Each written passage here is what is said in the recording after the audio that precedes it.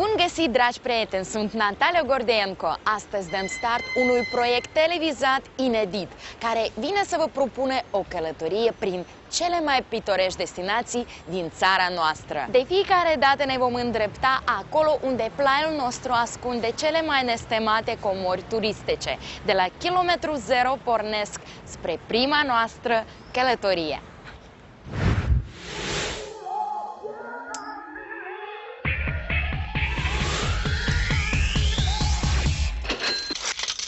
Prima destinație aleasă de mine este orașul Soroca. Voi face cunoștință cu simbolul anului 2015 și apoi vă voi arăta condițiile de cazare la un hotel din Soroca. Voi avea ocazie să trag cu arcul în cameramanul nostru și să descoper dimensiunile reale ale cetății Soroca. Prima dată în viață voi vedea sabia lui Ștefan cel Mare și zeci de unelte și arme medievale. Apoi voi discuta cu un fel frumos de la Cosăuți, voi conduce mașinerii monstruoase și voi învăța să cioplesc în piatră.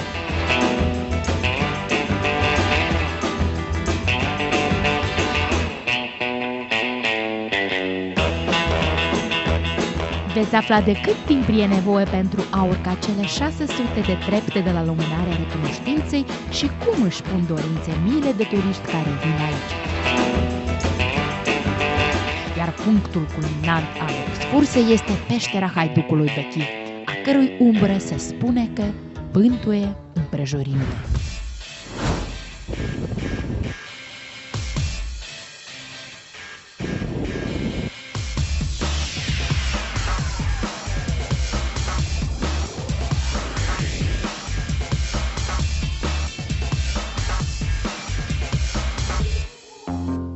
Trebuie să vă spun că deplasarea până la nordul țării nu este deloc obositoare. Și asta pentru că drumul este de o calitate europeană care transformă condusul într-o adevărată plăcere. De la Chișinău până Soroca sunt 160 de kilometri, cam aproape 2 ore de mers. Mie, dacă sincer, îmi este întotdeauna foame și pentru a alunga foame e bine să aveți rezervă în mașină. Eu țin figura, pentru mine contează foarte mult cum arăt și astăzi am luat biscuiții fitness. Deși mâncatul la volan nu este interzis de lege, cei care promovează siguranța la volan recomandă să fie evitat acest obicei. Toate atenția la drum, ne așteaptă Soroca. Mărime, Soroca este al 8-lea oraș din Moldova și al 2-lea ca importanță din regiunea de nord. Soroca se mândrește cu peste 60 de monumente de istorie și cultură și cea mai renumită este cetatea Soroca. Chiar la intrare în oraș, oaspeții sunt întâmpinați de un monument impunător, care lasă să se înțeleagă că am pășit pe un teritoriu unde cultura și istoria merg mână în mână. Primul lucru pe care trebuie să-l fac este să găsesc un hotel unde aș putea să mă cazez. Pe drum însă mi-a captat atenția această capră priponită pe marginea traseului. Așa cum eu mai rar văd așa ceva, nu am rezistat tentației să mă apropii de ea, mai ales că la moldoveni capra este simbolul bogăției și al fertilității. Cine știe, poate îmi aduce noroc?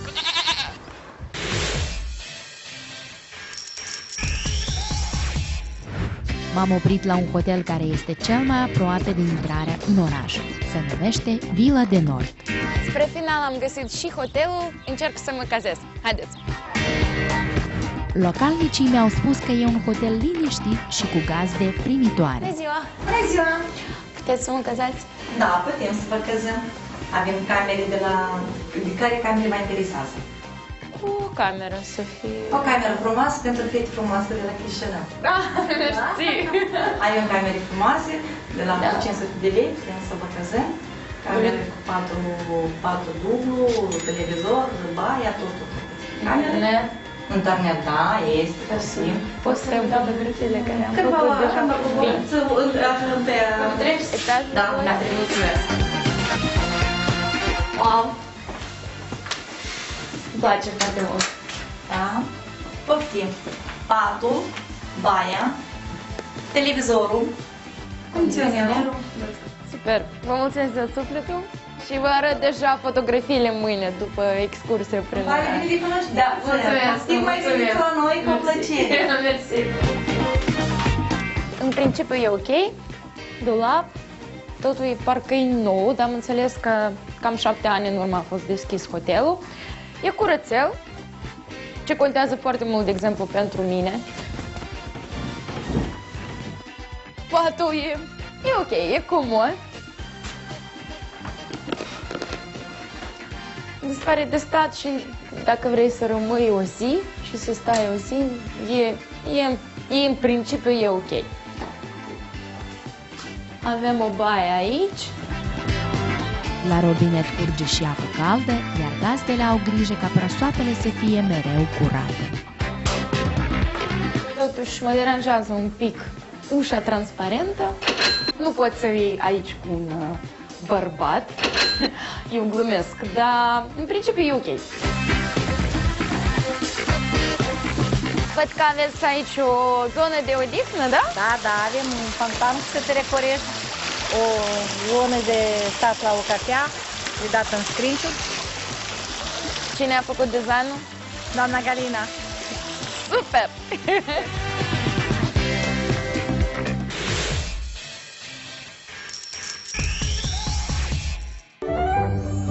Mâncare. Mâncare. E foame așa de obosit. Obosită sunt. Și vă mai propun pâinea, Vă mulțumesc. cu cetatea sorocii.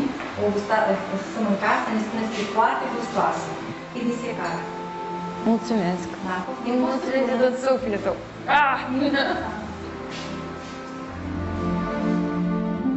Încep cu cartofi.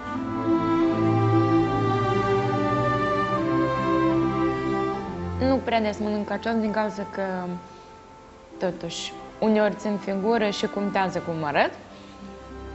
Dar e foarte gustos.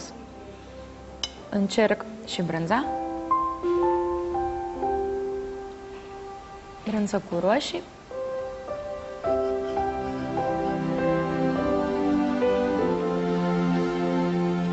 Apropo, eu iubesc foarte mult carne.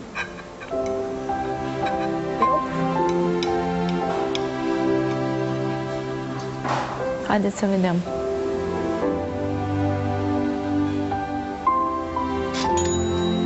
E foarte, foarte gustos. Poate și ouă este foame. Poftă bună, dragi telespectatori!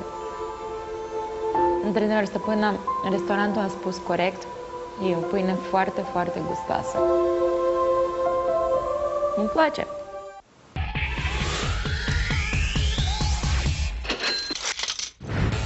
Aici va fi adăpostul meu. Dar nu am venit la Soroca să stau în hotel. Mergem în căutarea comorilor țării. Am o propunere să nu pierdem timpul. Haideți în oraș!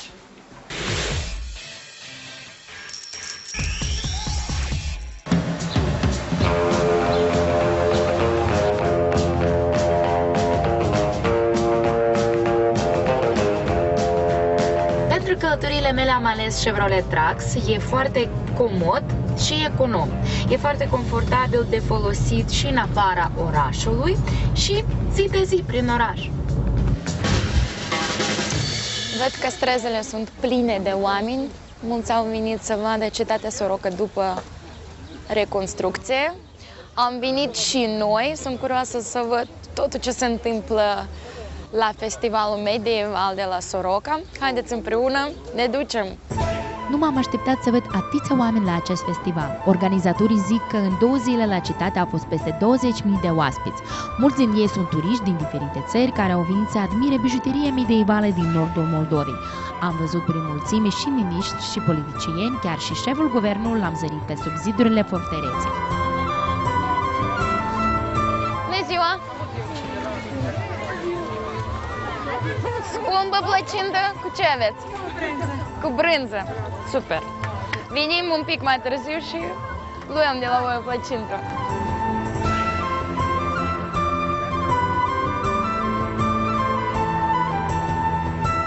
Vedem aici, avem de toate, avem să vinde mici. Prețul care? 30 o porție, da? E ok. ca preț. Bere, bună ziua! Până și micii sunt preparați după o rețetă medievală. Cel puțin așa mi-au zis bucătarii soroceni. Dacă puteți să vedea că se vinde frigărui de porc, frigărui de pui, mici și diferite placinte. Văd deja și cetatea. Haideți să intrăm totuși în cetate. Chiar la intrare în cetate, publicul urmărea exercițiile unui grup de arcași. Am văzut ceva interesant aici. Haideți să apropiem și să aflăm ce se întâmplă aici.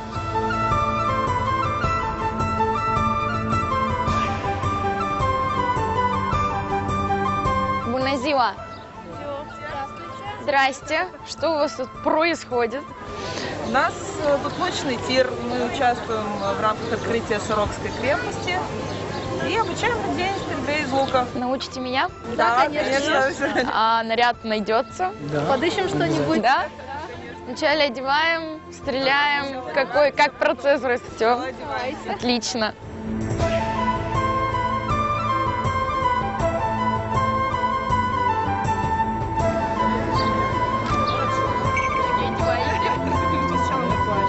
В общем, дорогие зрители, я так понимаю, если бы Робин Гуд был женщиной, он выглядел именно так, да? Если у вас желание ощутить себя стрелком и защитником бедных и несчастных, приезжайте к крепости Сорока, одевайте вот такой вот волшебный костюм и моментально перенесетесь в те времена и в ту эпоху.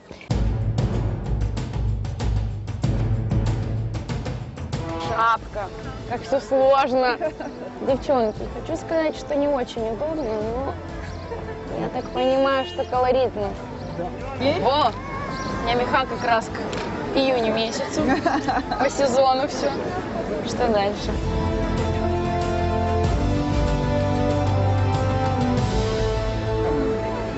Да. Лук в левую руку, Да. чуть-чуть повыше. Да. Можно упереться. Да, отлично. Теперь рука должна быть прямой. Ого.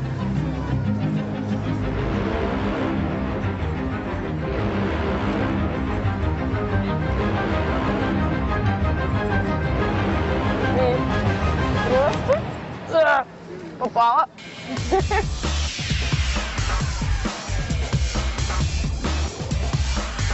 Я знаю, как можно отстреливать надоедливых поклонников. Девчонки, возьмите на заметку.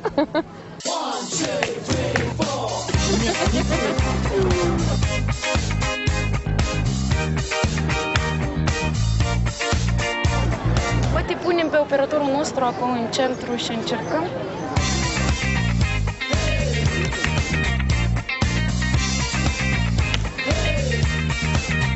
Haideți să vedem și rezultatele. Если можно, пойдем посмотрим результаты. Вы оцените меня как лучницу. Ну, что сказать. 3, 5, 7 выстрелов. 3 практически в десятку, 2 в девятку. Отлично. Возьмете меня в свой лесной батальон лучников. Робин Гуды и Робин Гудихи. 1, 2, 3, командир!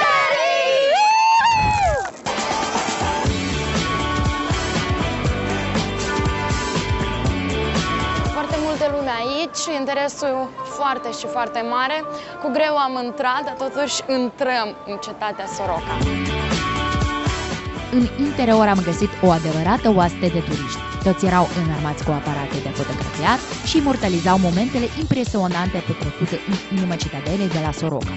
Acolo unde cu sute de ani în urmă o altă oaste, înarmate cu sulițe și arcuri, apărau țara de cotropitori.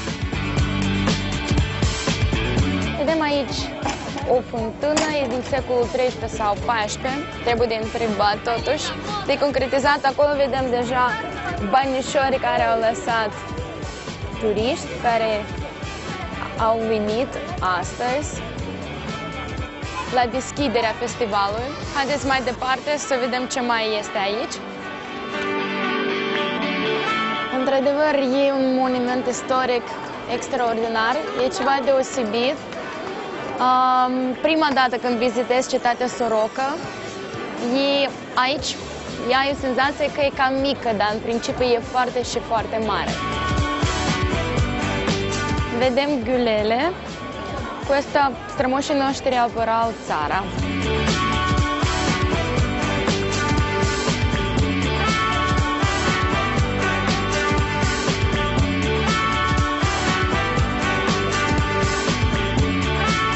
Haideți să vizităm și să vedem ce este la etajul 3. Am înțeles că după această ușă frumoasă și extraordinară sunt icoane, sunt drapele, arme și diferite lucruri de muncă. Haideți!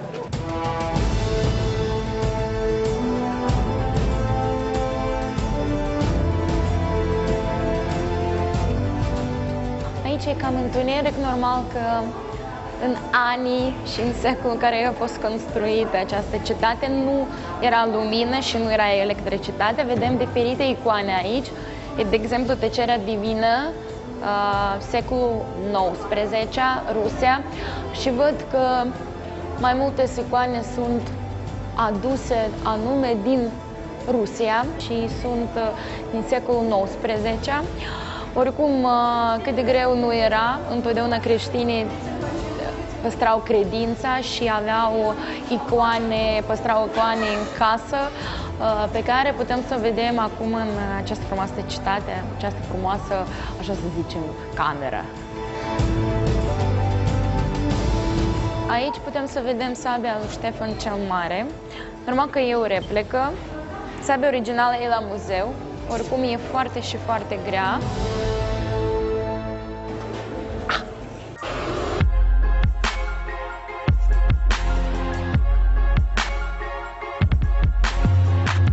Am ajuns la etajul 3. Aici vedem diferite arme, de exemplu cuțite și pumnale, e ceva de casă. E din secolul 14 și 15. Aici vedem vârfuri de săgeți tubulare, fier, vârf de săgeată, vârfuri de săgeți pedunculare, făcute din fier. De exemplu, un topor, secolul 6, 8, făcut din fier.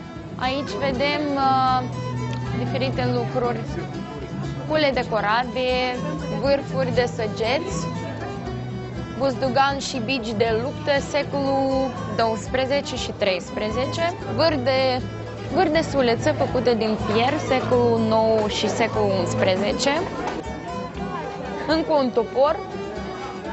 Se vede că la cetatea Soroca au fost mai multe topoare. Bună ziua! Ce faceți aici? Ați făcut deja excursie prin cetate? Încă nu? Dar ce vreți? Ce așteptați? Ce vreți să vedeți? Știți ceva despre cetate? Sabia ați văzut deja? Nu? Sabia lui Ștefan cel Mare, etajul 2. E foarte frumoasă. De aici se deschide priveliște foarte și foarte frumoasă, anume de aici arcașii apărau această cetate Soroca. Faimoasa cetate de la Soroca este unicul monument de istorie și artă medievală moldovenească. Meșterii zidari moldoveni i-au oferit trăsături asemănătoare cu multe dintre cetățile din nordul Italiei, din epoca Renașterii.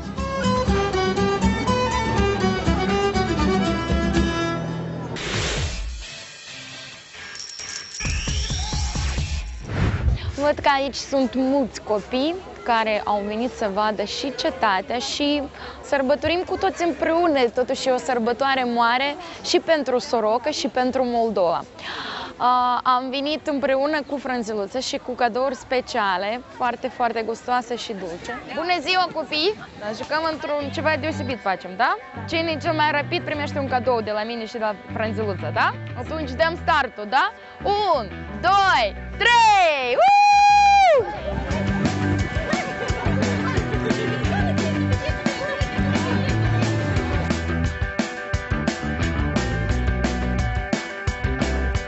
Julie, I've had enough of you and Julie, 'cause I've had it all before. And every day it's the same old story, really. You say she's nicer on her own, and she's really insecure. But you're the one with the problem, you see, I don't really like the story.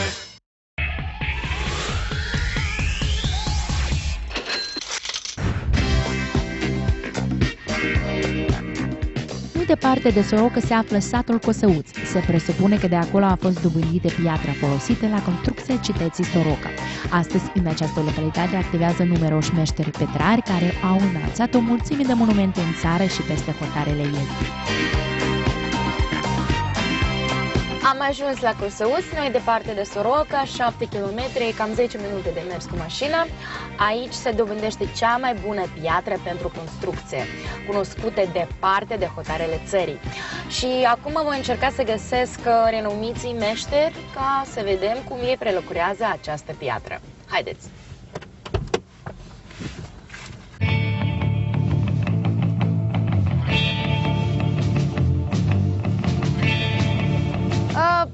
Sunt în căutarea meșterilor, la moment dat încă n-am găsit pe nimeni. Văd un bărbat, un făt frumos acolo. Haideți să ne ducem să întrebăm ceva despre piatra de la Cosăuț. Împrejur văd numai materiale prelucrate de meșteri. Se vede că muncesc zi de zi și muncesc intens. Iată și făt frumosul meu de la Cosăuț. Haideți să întrebăm dacă va fi interesat să ducă împreună cu noi la Chișinău. Salut, făt frumos! Ce faci? Arăți foarte bine. Unde sunt meșterii populari? Că am venit totuși să vedem cum se prelucrează piatra de la Cosăuț. Nu aud? Ce spui? Am înțeles că vin în 10 minute, atunci așteptăm încă 10 minute să vină meșterii.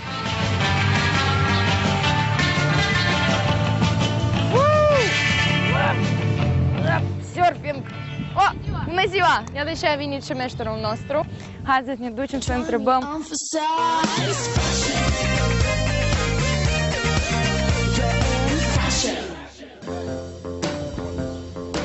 Bună ziua! Natalia! Mulțumim dumneavoastră! Ați făcut. Eu sunt Ion Lozan. Îmi pare bine. Dumneavoastră vă știu, dar nu cred că nu mă știți. Vă cunoaștem ca meșterul renumit. Și dacă puteți să ne povestiți ceva despre piatră, despre totul ce se întâmplă aici. Satul Cosăuț e unical loc în Moldova, unde este să extrage piatra de Cosăuț. Piatra de Cosăuț se dă prelucrări. Aici îți vestiți meșteri. O tradiție care e de mult dezvoltată și a ajuns în ziua de azi la un nivel foarte înalt. Puteți să-mi faci mică excursie? Da, poftim. Haideți!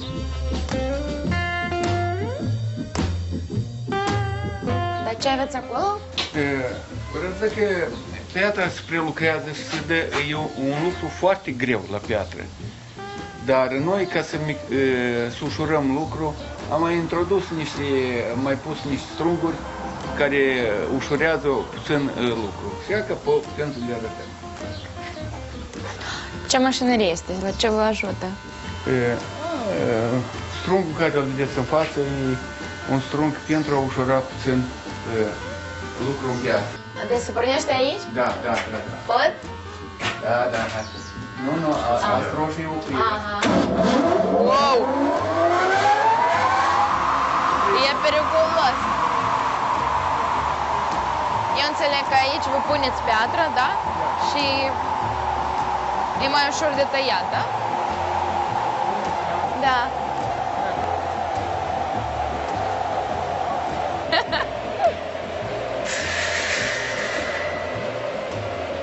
Mai bine dăm înapoi.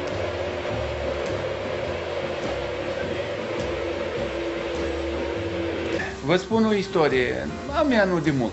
Au venit doi nemți și doi moldoveni.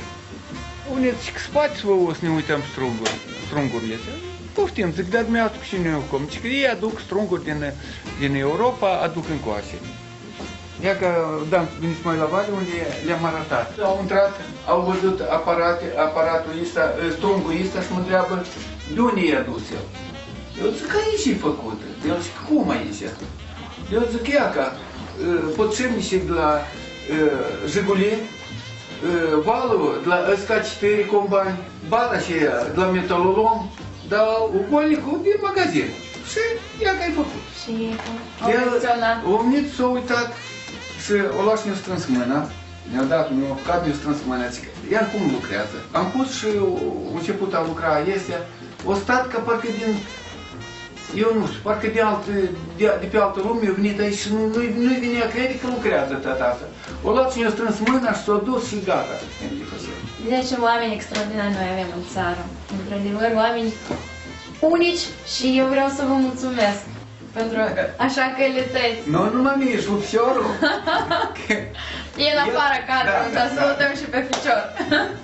Domnul Ion, vreau să vă rog să-mi arătați totuși cum se prelucrează piatra. Vreau să încerc și eu.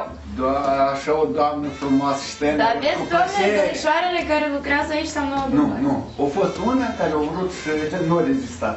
Da, e foarte greu, mi se pare. Da. Avem fost. Văd că aici e masă, da? Da, o masă de unde mai lucrăm.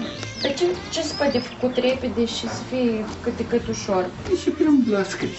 De la scris? Ce doriți să scrie? Știu ce putem scrie. Poftim? Da. Lineică?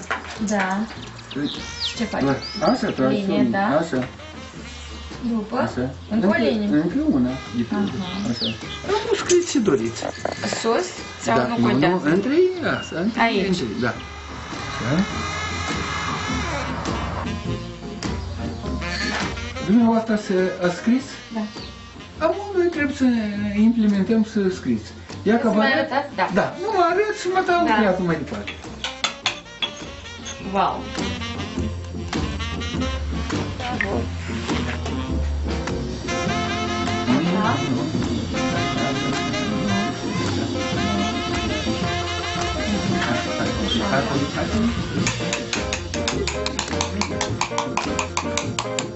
Mai încet, mai fin. Încă o dată luați din partea asta.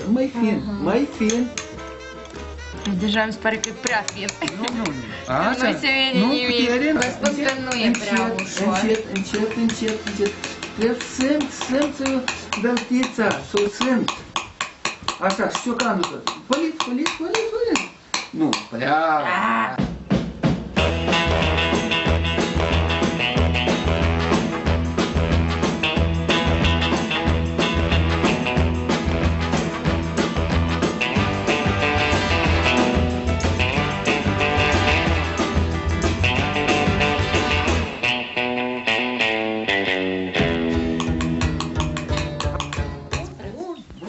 Am făcut spre final. Arătăm la toată lumea ce am făcut noi aici. Am scris Comorile țării.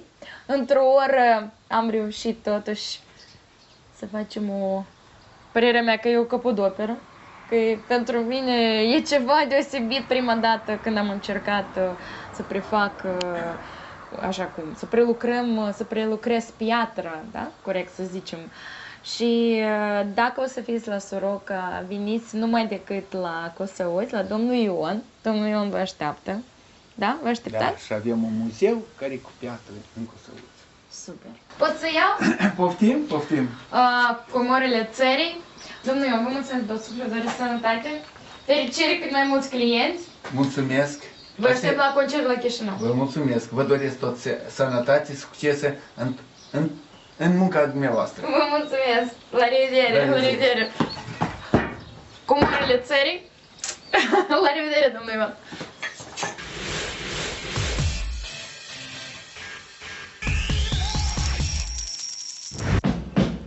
Urmează o excursie pe la celebrele castele de pe dealul Țiganilor și vom vedea casa indiană a baronului Romelor.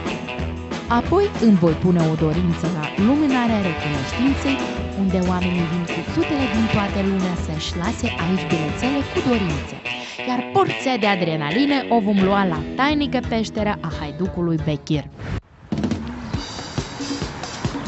Următoarea destinație este dealul Romelor. Mergem în vizite la baronul Robert Cerari. Pe drum este greu să-ți iai privirea de la casele țiganilor, care seamănă cu adevărate castele.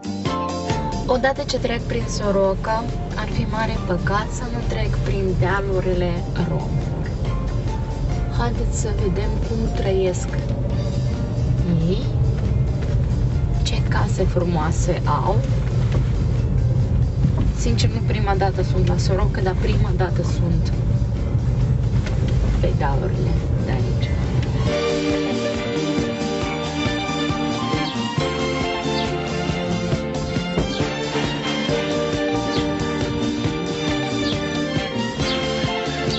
Bună ziua! Natalia îmi spune. Pare bine, bună ziua!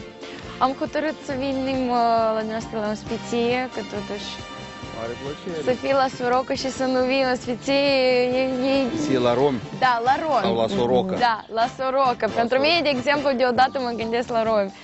Și da, dacă puteți să ne povestiți ceva despre diaspora, dacă e mare, dacă aveți casă și discutăm. Aveți o casă foarte, foarte frumoasă. Casa e pentru oameni la noi, știți? Înseamnă că dacă e casă mare, familie înseamnă că tot e mare. Familia e mare. Aveți mulți copii?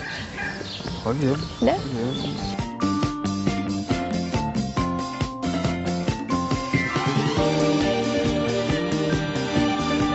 Vreau să vă întreb dacă de mult romii stau la Soroca. Vreau să vă spun că străbunii noștri au peste 370-80 de ani deja, numai în Soroca. Noi considerăm că suntem acei băștinași chiar de aici, pentru că aici au fost străbunii noștri, au fost bunii noștri, au fost părinții noștri, suntem noi, avem nepoți și știți, noi ne socotim că suntem cetățenii ai Republicii Moldova, cetățenii ai Sorocii. Eu odată am nimerit la karaoke cu romii și am început să cânt și ei cântau împreună cu mine. Sunteți foarte, nu știu, plini de viață întotdeauna. Văd că, știu că aveți tradiții deosebite. Păi, aveți perfectă dreptate și vreau să vă spun cu siguranță că romii sunt o nație talentată. Talentul lor nu pur și simplu vine de la o învățătură, de la nu știu ce, că cineva vine și le învață talentul acesta. Asta este genetică care nu poate să o schimbe nimeni în afară de Dumnezeu. Doar la Soroca vedem așa castele deosebite. De unde vine această pasiune? Nici o casă în Soroca nu seamănă una ca alta. Sunt niște stiluri diferite. Fiecare stăpân își imaginează ce vrea el, ce vrea să vadă, frumusețea. Și dacă vedeți, la noi în Soroca avem și copii, chiar copii Case Albe, copii Teatru Bălșoi din Moscova. Stilurile, chiar ca casa mea care vedeți, este într-un stil indian, cu arcuri, cu vinturi, cu... Știți, fiecare stăpân a văzut ceva frumos undeva, se imaginează chiar mai frumos decât a văzut și începe a veni aici și a-și face toată imaginația asta, o devine în viață, o promova în viață. Și lucrurile, cum le vedeți singuri, eu vreau să vă spun, aici la mine nu a fost niciun arhitector, singur m-am gândit, singur am planificat, singur am construit. E clar că am luat, conform legii trebuie să fie documente, dar toată planificarea este planificată de mine. Puteți să deschideți și agenții de design interior și exterior. A fost un vestit arhitect italian, tot a venit la noi în Soroca și a umblat practic toată lumea. Și când am venit în Soroca, îmi spune, păi, nu știi ce, și la de aici n-am văzut practic nicăieri. Și a fost foarte mirat chiar de lucrurile, de designul, de lucrurile acestea care sunt manufacturare, așa, știți, deosebite din ceva, care n-au văzut, practic n-au văzut. Chiar au făcut o carte specială unde au scris că sunt construcțiile caselor rome din Moldova. Dar puteți să ne spuneți că emisiunea noastră se numește Comorile țării, dacă în limba romă cum va suna? În limba romă, să ibahte romanii, ibaht la țarache. Asta mai bine răsună, este norocul țării. Aș vrea să spun, o să fie mai corect. Da. Priviți ibaht la țărache. Așa e. Există în societate așa un mif că romii pot hipnotiza. E corect sau nu? Știți, fiecare ceva în trânsoare. Mai ales romii este o națiune, iarăși ne întoarcem la națiunea romă, că sunt acei care mulți gâcesc. Sunt niște momente de astea și dacă prin hipnozul, prin, spunem, cadrul 6, cum se spune, sunt așa lucruri care... Da, contează foarte mult și energia omului. Da, și sufletul omului, și mentalitetul, și tot restul. Asta este o psihologie, sunt niște lucruri care nu putem să le spunem de unde, dar sunt. Vă mulțumesc de tot sufletul că ne-ați primit.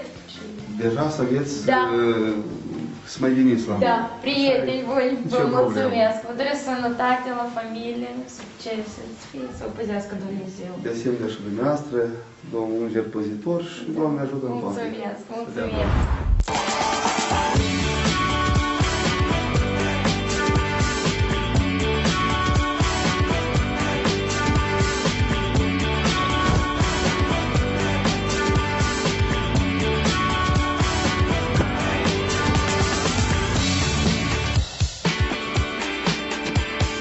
Fiecare oaspete care vine la Soroca nu pierde ocazia să viziteze Lumânarea Recunoștinței.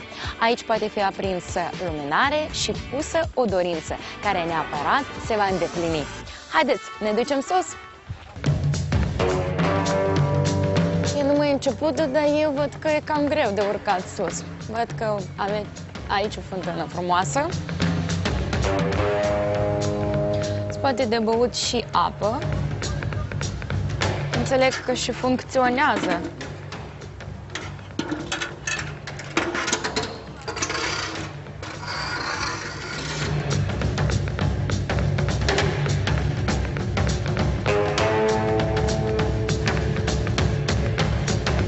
Au!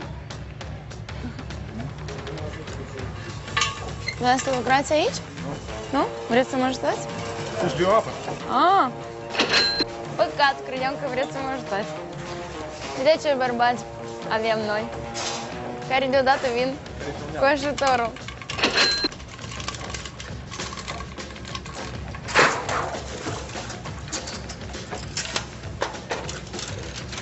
Poftim.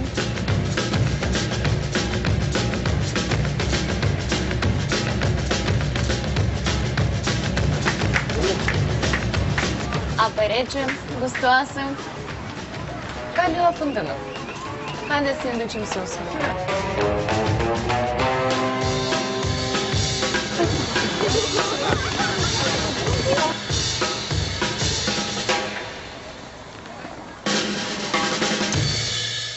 Wow! Ce frumusețe! Iată și luminarea Recunoștinței, acolo ne trebuie. Totuși trebuie de dus sus. E greu, dar e foarte frumos. Trebuie să ajungem acolo.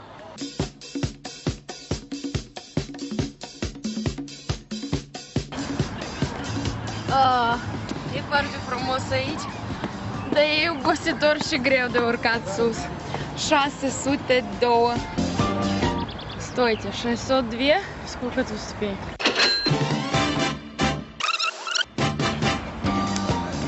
E foarte frumos aici, dar e foarte obositor și greu de urcat sus. Cam 600 de scări până să ajungem la Lumânarea Recunoștinței. Totuși am voință și merg sus mai departe. Se vede cine face sportul.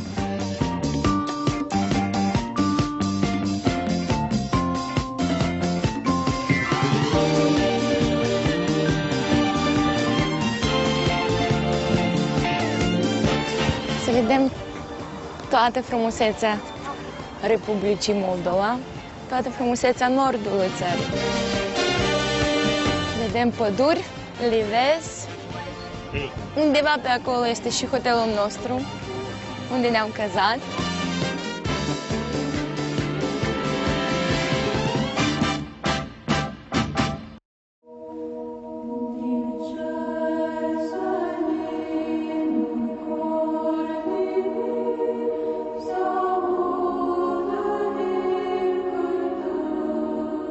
Am și eu voie să-și un pix. Trebuie de scris o dorință.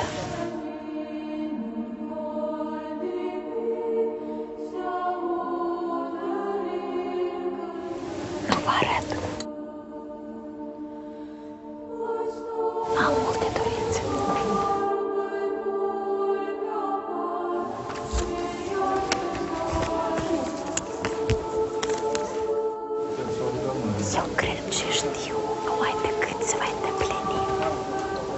afectează atitudinea și credința.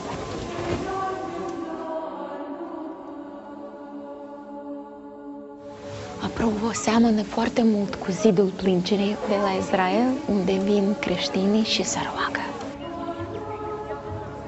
Și acum ne așteaptă un loc mistic, peștera lui Becher. Haideți să o vedem!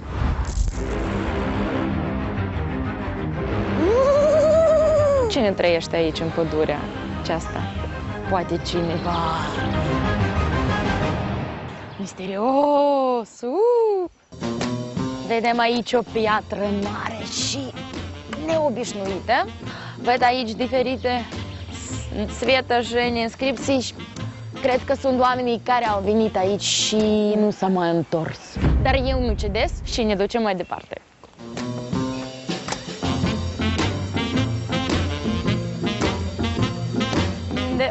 E bine că sunt fără tocuri. Legenda spune că în această peșteră se ascundea cândva haiducul Bekir. E clar acum de ce otomanii nu l-au prins niciodată.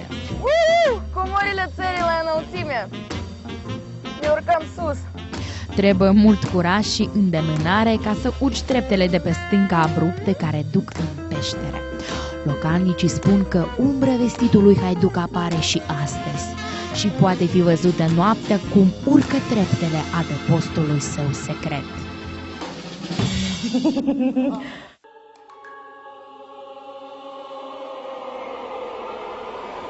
Tradiția populară spune că până la Bekir, înainte cu sute de ani, în această peșteră a trăit un călugăr care s-a izolat de lume.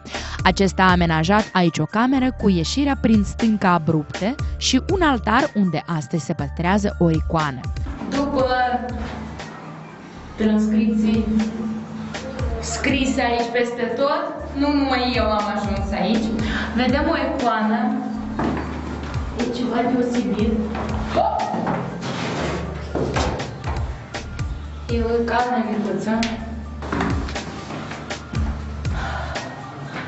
E cam 2 metri și ceva înălțime și nu știu cum trăia aici domnul Bekir, dar totuși a stat o perioadă cam de lungă de o durată și nu a fost prins.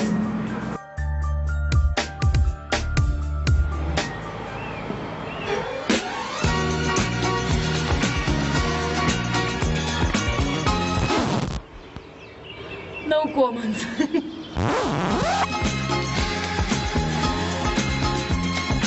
Dacă aveți poftă de senzații mari, veniți aici la peștera lui Bekir la Soroca. Vă spun, e o adrenalină extraordinară.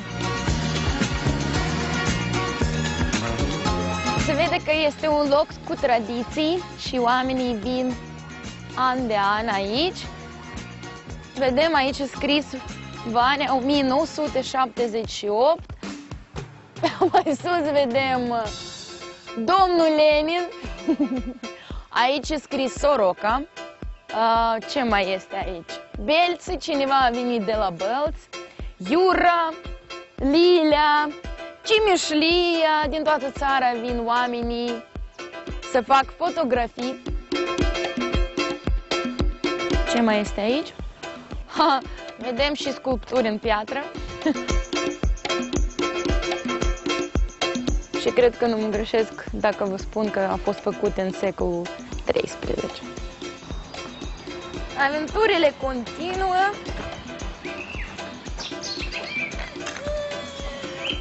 Vedeți ce putere reală eu am.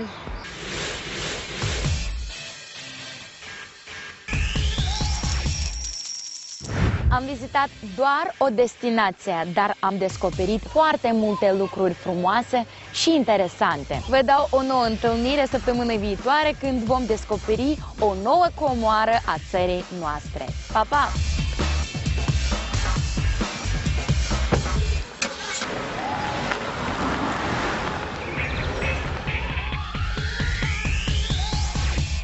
Видела, поменяй сейчас моя бабушка. Привет, о, классно.